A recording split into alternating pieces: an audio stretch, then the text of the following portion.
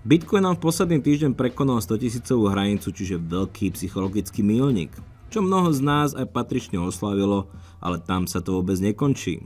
A keďže sa toho dialo oveľa viacej, tak si to poďme zhrnúť v nasledujúcich minútach.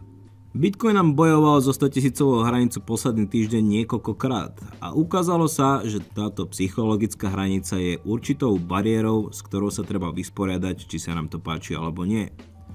Možno by bolo dobre povedať, že tento prvý útok bol spôsobený množstvom derivátov, kedy Bitcoin dostal určite obrovský boost, po ktorom prišiel zároveň aj výplach, ale toto všetci už dobre poznáme a túto súčasť trhu sme sa už naučili akceptovať.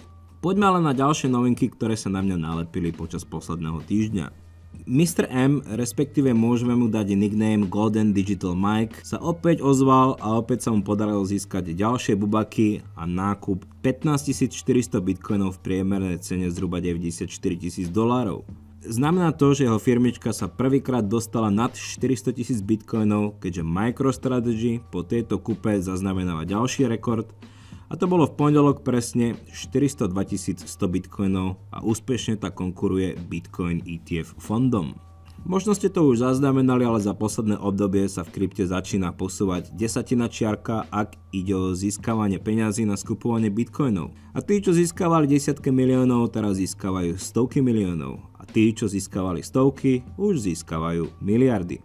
Minerská spoločnosť Marathon Digital nasleduje kroky MicroStrategy, kde sa pokusila získať 700 MB na rovnaký účel, a to opäť skupovanie bitcoinov a vyciciavanie OTC trhu, ktorý podľa mňa už určite musí pociťovať, že bitcoinov ubúda a s vysokou pravdepodobnosťou tento trend bude aj naďalej pokračovať. V priebehu týždňa sa vyfarbila aj francúzska vláda, ktorá prichádza s najstupidnejším nápadom, akým by okradla svojich obyvateľov, a to daňou z nezrealizovaných ziskov z bitcoinu. Niekedy sa naozaj človeku zatočí hlava z toho, kde tieto nápady berú, a je viac menej jasné, že tieto návrhy predkladajú ľudia, čo nemajú ani poňatie, ako krypto funguje, a snažia sa vykryť diery v rozpočtoch aj napriek tomu, že všetci vieme, že to má vždy opačný efekt.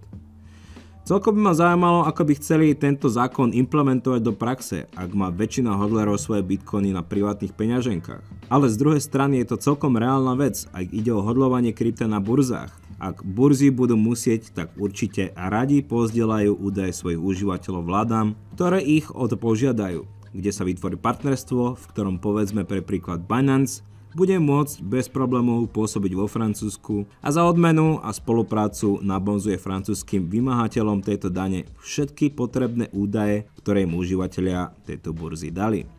Len upozorním, každú jednu vec, čo ľudia robia na Binance burze, je jednoduché robiť aj na decentralizovaných burzách, a to bez zdieľania osobných údajov, ale to si musia ľudia uvedomiť sami. V priebehu týždňa sa mi na Twitteri začali objavovať aj príspevky od XRP, čo som aj očakával, keďže XRP Army sa vždy objaví počas rastu ceny a hypujú svoj token hlava nehlava. Ono je krásne vidieť rast ceny tokenu v dolarovej hodnote, ale tí, čo poznajú tento trh a dajú si pár Bitcoin XRP, tak veľmi dobre vedia, že XRP je stále veľmi ďaleko od svojich maxím. XRP by potreboval aspoň 8x od tohto momentu, aby tu ľudia mohli začať vyskakovať s reálnymi číslami, ak ide o all-time high voči Bitcoinu. A to sa podľa mňa nestane. Ak ide o lepšie či horšie investície oproti Bitcoinu, tak treba vždy používať pár Bitcoin a altcoin. A ak sa niekto ozve a začne tvrdiť, že ten či onen altcoin je lepší, tak to treba porovnať nielen v dobe rastu, ale aj v dobách poklesu, kde sa naozaj ukáže, kto je pánom na trhu, čo si myslím, že drvivá väčšina už veľmi dobre vie. Dneska tu mám niečo aj od Grayscale, ktorí v tento rok robili viac škody ako úžitku, ak ide o ETF. Ale z druhej strany bol to práve tento fond, ktorý bol v minulosti veľkým kupcom a ktorý pomohol k rastu digitálnych aktív, takže vyčítať im ich kroky by bolo naozaj nefér. Skôr je podľa mňa problém s príliš vysokým egom a nadobudnuté meno, na ktorom sa rozhodli budovať svoj ETF. Ale trh ukázal, ako veľmi si váži poplatky, ktoré sú oveľa vyššie, ako je samotná konkurencia. Ale taký je život. Spomínal som to už dávno, že tokeny, ktoré má Grayscale vo fonde, bude zároveň aj základom pre ďalšie ETF. A či už Chainlink alebo Solana, Grayscale sa pokusí konvertovať oba na ETF. A práve v stredu sa objavila správa o pokus konvertovať Solana Trust na ETF a podľa mňa nebude dlho trvať, kým sa objavia ďalšie. Solana má síce šancu, keďže sú za ňom podľa mňa veľké ryby, ktoré by si to určite prijali. A určite aj prispejú svojím vplyvom na pretlačenie tohto ETF.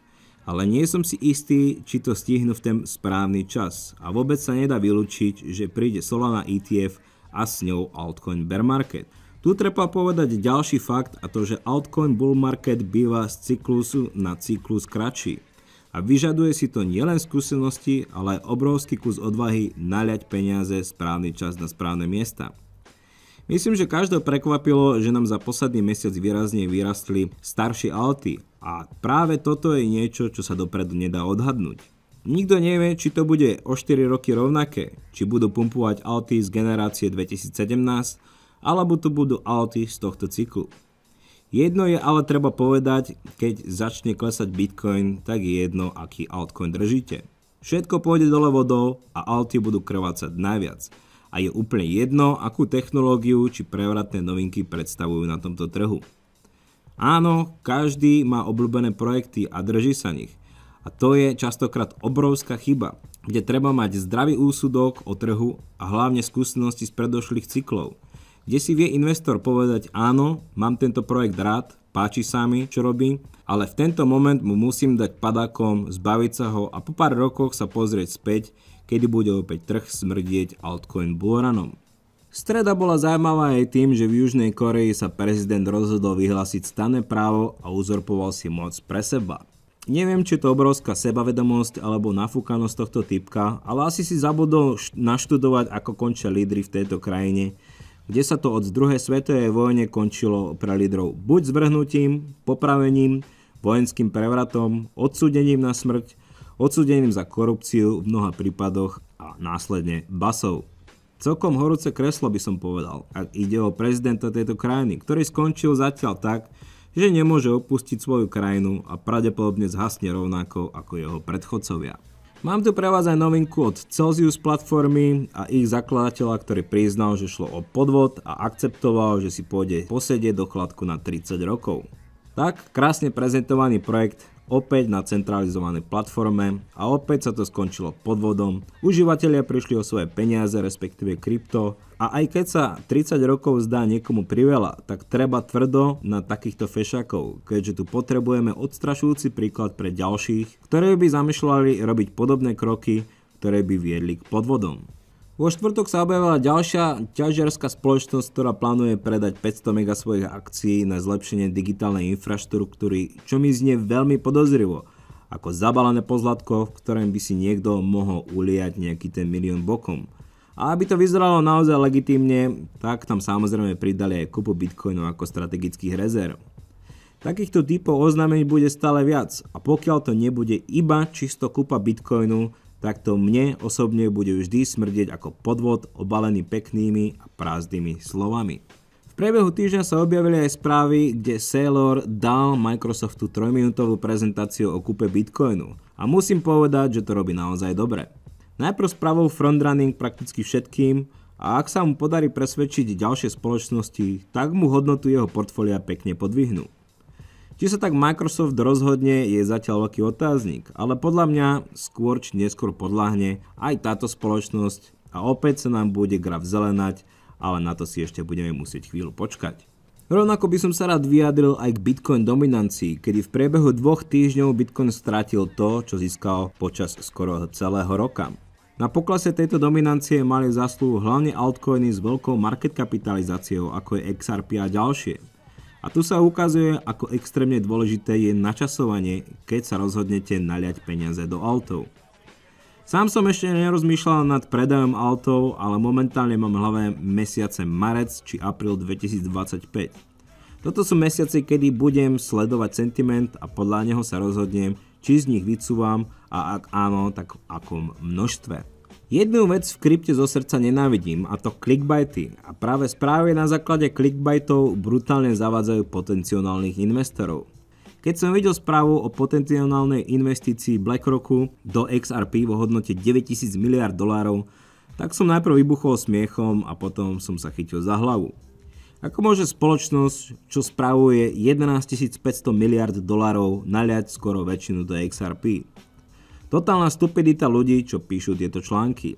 11 500 miliard nie sú peniaze BlackRocku, ale peniaze investorov do tohto fondu, aby sme si to na začiatok upresnili. A tieto typy článkov majú za úlohu len jednu jedinú vec, a to upútať a získať nových investorov.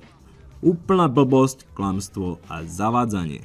Tento týždeň by sme mali oslavovať aj jednu výhru, a to je akceptovanie reality lídrom jadrovej veľmoci, a to Vladkom, ktorý priznal, že nikto nedokáže zakázať Bitcoin. Všetci sme to vedeli, ale ak to začnú priznávať aj samotní svetoví lídri, tak tu už hadám nie je viac debaty o tom, prečo sme v Bitcoine a prečo bude toto digitálne zlato dlhodobo rásť. A je úplne jedno, či sa na hlavu postaví Putin, Trump, Macron alebo iný líder krajiny. Sme nezastaviteľní a jediné, čo sa dá ovplyvniť, je cena. Ale to je tak všetko. Po dosiahnutí 100 000 hranice Trump pogratuloval kryptokomunite a trochu si prihľal polievočku, respektíve sám sebe pridal kredit či zásluhu k dosiahnutiu tejto hranice. Z jednej strany treba uznať, že je tu ďalší svetový líder, ktorý uznáva a akceptuje Bitcoin ako taký, aj keď je za tým určite jeho PR tým.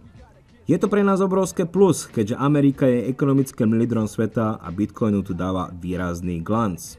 Ďalší fakt je taký, že Bitcoin začal rásť po Trumpovom zvolení, a to je fakt. Či by Bitcoin rástol, ak by si Amici zvolili Kamalku, je ťažko povedať. A rovnako je ťažko povedať, či by ten rast bol aj tak, keďže to zapadá do Bitcoin cyklu. A polemizovať by sa dalo naozaj veľmi veľa na túto tematiku. Pre nás je dôležité, že o Bitcoine už vedia všetci tí hlavní. A už len čakať, kým oznámia prvú kúpu do štátnych strategických rezerv krajiny. Kde iní vyhrávajú, druhí končia v poli porazených. Toto je krásny príklad Chile, ktoré na nátlak Medzinárodného menového fondu odmietli možnosť mať Bitcoin vo svojich štátnych rezervách. Medzinárodný menový fond je predatorská skupina bankárov, ktorí bojovali a aj budú bojovať a vytvárať nátlak na krajiny, aby sa nedotýkali Bitcoinu, keďže ich to len a len oslabí. Pre nás je dôležité vedieť, že nevyhrávajú na každom fronte. Medzinárodný menový fond vytváral nátlak aj na El Salvador, keď akceptovali Bitcoin ako legal tender. A vyhrážali sa im, že tieto krajine už nikdy nepomôžu. A pozrite sa, že sa to dá. El Salvador sa vymanil z moci IMF a veselo si nakupuje a štosuje, ako sa im zachce. Bitcoin tu bude mať vždy opozíciu chamtivých bankárov, ktorí si vďaka špinavým peniazom vytvárajú vplyv a dokážu ovládať celé krajiny, ale niektoré jednoducho nepodľahnú a odolajú. Osobne som prekvapený, že Bukele zo Salvadoru ešte nebol odstránený, ale to by bolo asi príliš okaté. Vo štvrtok sme zaznamenali aj najväčší výkyv, ktorý bol vypumpovaný vďaka leverageu, kde môžete vidieť na obrázku hore nielen rast ceny, ale priamo pod ním aj množstvo leverageu, keď Bitcoin dosiahol $104 000 a potom nakrátko dumpol na 90 000, takže sme zaznamenali 14 000 sviecu. Na tých 90 000 sme boli len na pár sekúnd, kde sa zlikvidovalo, čo sa dalo a prakticky v momente sme boli späť na 95 000. Nechám len na vás zhodnotiť, prečo sa tak stalo a kto na tom zarobil, ale ak ma sledujete dlhšiu dobu, tak to veľmi dobre viete. Najprv pošli shorty a potom longy. Zhruba 3 miliardy derivátov boli týmto pohybom zlikvidované, čo je najväčšia likvidácia od krachu FTX. V piatok bol oslavný deň pre našich bratov z Čech, kde si odklepli, že nebudú daniť zrealizované profity, ak hodleri držia Bitcoin na 3 roky. Veľká gratulácia z mojej strany a dúfam, že si naši politici zoberú od vás príklad, keďže je to určite veľmi pozitívny signál k postoju vládnych činiteľov ku kryptu. V rovnaký deň Británia zakázala obyvateľom používanie pump.fun a vyslala tým varovný prst, keďže množstvo meme tokenov a skamov naozaj dosahuje neuveriteľné čísla a práve v Británii tento biznis prekvítal a napredoval. Dobrým a odstrašujúcim príkladom je hack-tuá dievča, ktorá sa preslavila v Amerike v priebehu 10 sekúnd. Táto dievčina sa rozhodla spustiť svoj token a podľa mňa nemala ani šajnu o tom, čo robí, keďže to za ňu robil tím, ktorý ju odrbal rovnako ako väčšina známych osobností, ktorí spustili svoj meme token. Jediný človek, ktorý je podľa mňa schopný spustiť svoj token sám z tých známejších osobností je Andrew Tate, ktorý taktiež čelil kritike za to, ako to skončilo. Problém je, že vo väčšine sú skamované tieto osobnosti, ktoré dostanú návrh od skamerov a peknými slovami ich nahuckajú na niečo, čo si nevedia ošefovať sami a nevedia, ako to vôbec funguje. Po spustení im CoffeeZilla na X riadne naložil a výsledok si môžete pozrieť sami. Počas víkendu na mňa vyhrkla správa ohľadom Amazon akcionárov, ktorým sa určite páči rast MicroStrategy a po Microsofte je to ďalšia veľká spoločnosť, ktorá skôr či neskôr odklepne nákup bitcoinov do svojich rezerv. Potom to už bude len o tom, kto bude schopný skúpiť viac a za čo najnižšiu cenu. Aj keď treba povedať, že týmto spoločnosťam ušiel vlak už roky dozadu. Počas víkendu Saylor opäť zdieľal graf, po ktorom vždy prišlo oznámenie o ďalšom kúpe BTC. Tento pattern aj naďalej pokračuje, keďže v pondelok 9. decembra MicroStrategy opäť oznámila skompletizovanie ďalšie varky, keď naliala 2,1 miliardy dolárov do Bitcoinu a opäť skúpili 21 550 BTC. Poďme ešte na chvíľku ETF-kám.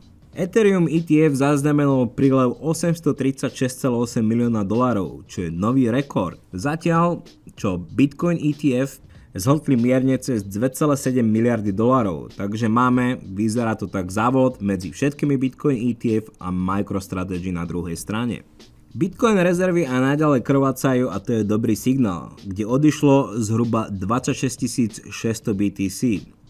Tu môžeme vidieť, že veľkú rolu v tomto hrajú aj OTC trhy, ktoré sú žmýkané či už z MicroStrategy alebo ETF fondami. Z burs odišlo zhruba 26 600 BTC, čo je zhruba 2,6 miliardy dolárov. A Saylor z ETF skúpili bitcoiny v hodnote 4,8 miliardy dolárov. Takže Saylor a fondy vycucli, ak to mám dať do kontextu, všetky BTC, ktoré odišli z burs, plus vyťahli z OTC trhov ďalšie v hodnote 2,2 miliardy dolárov. Vyzerá to naozaj sľubne a mám taký pocit, že naozaj uvidíme Santarelli, kde nás čakajú hodnoty, o ktorých síce nevieme, ale už teraz môžeme začať hádať. Ja si tu tipovať nebudem, ale rád poslavujem každú jednu metu a určite budú oslavovať aj tí, ktorých portfólia doslova letia v posledných týždňoch. Takto je na dnes odo mňa všetko a dovidenia opäť o týždeň.